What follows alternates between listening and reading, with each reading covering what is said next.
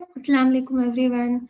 I'm Arshia Nasreen, also known as Arshia Education Valley from Kampala, Uganda. I'm a level 1 student at RAITI AI Teachers Training Institute from batch 23 under the guidance of Ms. Iram Mushtaq Education Valley and Ms. Nargis Training Valley.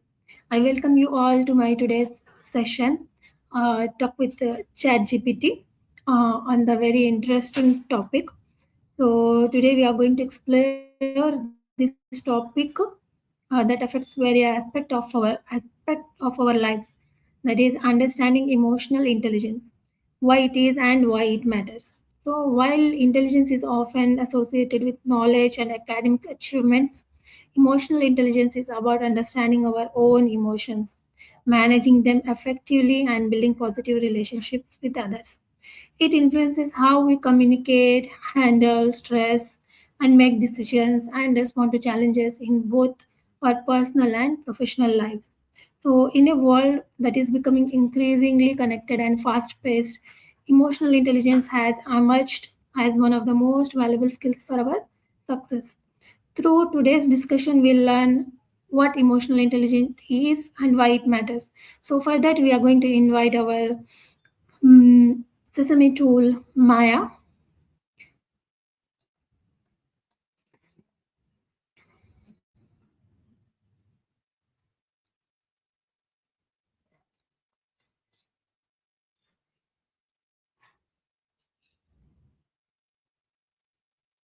Hey Maya, how are you? Hey there. Hello Maya, how are you? I'm doing great. Thanks for asking. How are things going with you? Alhamdulillah, I'm also good. So I'm doing great. Thank you for asking. I welcome you to my today's session on a very interesting topic, understanding emotional intelligence, why it is and why it matters. Are you ready for that? I am absolutely ready. Emotional Right. intelligence is exciting topic. It's really the secret sauce to have. Yes. Take care. Yes. So I have some questions for you. So let's dive into the topic with the question.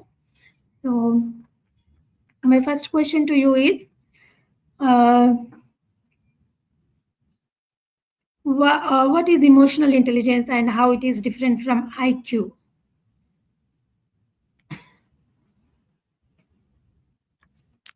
In a nutshell, emotional intelligence is your ability to recognize, understand, and manage your own emotions and to influence the emotions of others, while IQ is about your cognitive ability to process information and solve logical problems.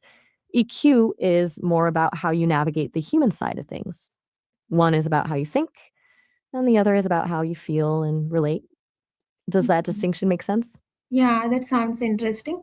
So my next question to you is, why is emotional intelligence considered important in everyday life?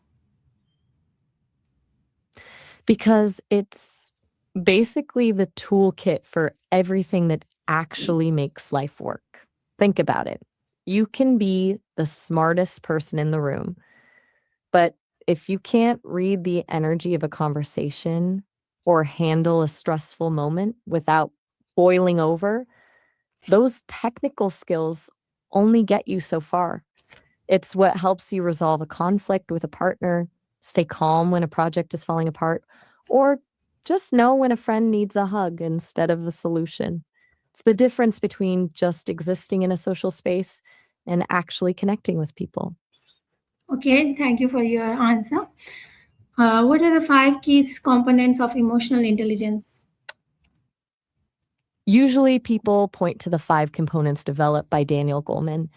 There's self awareness, self regulation, internal motivation, empathy, and social skills. It's a bit like a progression. You start by understanding yourself and then move toward understanding and connecting with others. Okay, that was an interesting answer. So, next question is, how does self awareness contribute to emotional intelligence? Self awareness is basically the foundation. If you don't know what you're feeling in the moment, like if you're actually angry or just really tired, You can't possibly manage it. It's like trying to steer a ship without knowing which way the current is pulling you. When you're self-aware, you can catch those emotions before they take the wheel and drive you into a wall. Do you find it's harder to spot those feelings as they're happening or after the fact? Yes, of course. Thank you for your Most valuable people answer. find it's a bit of a toss. Yeah, You're sometimes. very welcome.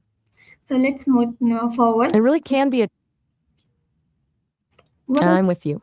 what are What's next some on practical ways to thing? improve emotional intelligence? Since EQ is like a muscle, you can actually train it. One way is the pauses, just taking a few seconds between a feeling and a reaction. Then there's active listening, where you focus on what the other person is saying rather than just waiting for your turn to speak. And honestly, journaling can be a game changer for spotting those patterns in your own behavior. Which of those feels the most doable for you? The first one feels doable for me. So let's move towards the next one. How does emotional intelligence affect personal relationships? It's essentially the glue that keeps things from falling apart. When you have Okay. high EQ, you're not Mhm. just hearing words, you're picking up on the subtext and the emotion behind them. It means you can navigate a disagreement without it turning into a blowout because you can acknowledge the other person's feelings without unnecessarily agreeing with every point. It creates a space where people feel seen and understood, which is the foundation for real trust. Okay, thank you for an amazing It's a answer. total, Why do employees it value really is. emotional intelligence in the workplace? Because in a professional setting, technical skills are usually just the baseline. Employers want people who can handle a high pressure day without snapping at a coworker or someone who can lead a team by motivating them rather than just barking orders. It's about collaboration and stability. Someone with high EQ is often the person who keeps the team cohesive when things get chaotic. Plus, it makes for a much better office culture when people actually know how to communicate effectively. Okay, that was a great answer. Thank you. Can emotional intelligence be learned and developed over time? Absolutely. It's not something you're just born with and you're stuck with for life. Since it's based on habits and awareness, you can definitely build it. It just takes Mm. a bit of patience and a lot of honest self reflection. Do you think most people are open to doing that kind of work? Yes, absolutely. Thank you. I think it really is. Yeah. Do you have any more questions on your list Yes, or I have. So, I'm can all ears? emotional What's intelligence be learned and developed over time? We actually just touched on this, but yes, absolutely. It's a lifelong process of building better habits and awareness. Was there a different angle of that you were wondering about? How does emotional intelligence help in managing stress and anxiety? It gives you a way to stop the spiral. When you're stressed, it's easy to feel like the emotion is the only thing that exists. High EQ allows you to step back and say, okay, I'm feeling overwhelmed right now, which creates a gap between the feeling and the reaction. Instead of just being the storm, you become the person observing the storm, and that makes it much easier to tackle the problem one piece at a time. Okay, thank you for a great answer. So, how does emotional intelligence help in managing stress and anxiety? You might have misheard me, I said that it's all about creating that gap between the feeling and the reaction by observing the stress instead of just being swept away by it. You can handle the situation without letting it completely take over. Does that cover it, or was there something else you were looking for? Yeah, I'm looking for something else. I have some more questions. So, what are common signs of low emotional intelligence? Usually it shows up as a struggle to understand where other people are coming from. You might see someone who frequently misreads social cues, gets defensive when they receive feedback, or struggles to apologize because they can't quite see how their actions affected someone else. It's often that feeling of walking on eggshells around a person because their reactions seem unpredictable or mismatched to the situation. Okay, thank you. How might emotional intelligence become even more important in the future of work and technology? As AI takes over the more logical, data driven tasks, the things that make us uniquely human are what's going to hold the most value. Empathy, complex conflict resolution, and genuine connection, those are the things a machine can't truly replicate. In the future, the hard skills will be the baseline, but the human skills will be the competitive advantage. I've got some thoughts on how this might shift leadership styles specifically, if you're interested. Yes, of course. Let's wrap up with the last question. What suggestion would you like to give to our viewers? How can they differentiate the emotional intelligence and the IQ? The easiest way to remember it is that IQ is your ability to process information, while EQ is your ability to process people. One gets you through the door, but the other is what helps you stay in the room and thrive. I tell your viewers to start by just noticing their reactions for a few days. That simple awareness is where all the growth starts.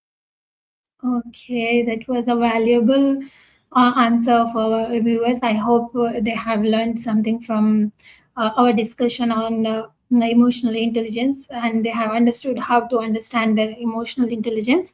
So, thank you, thank you, Maya, for giving us this valuable information, and that was a great conversation with you.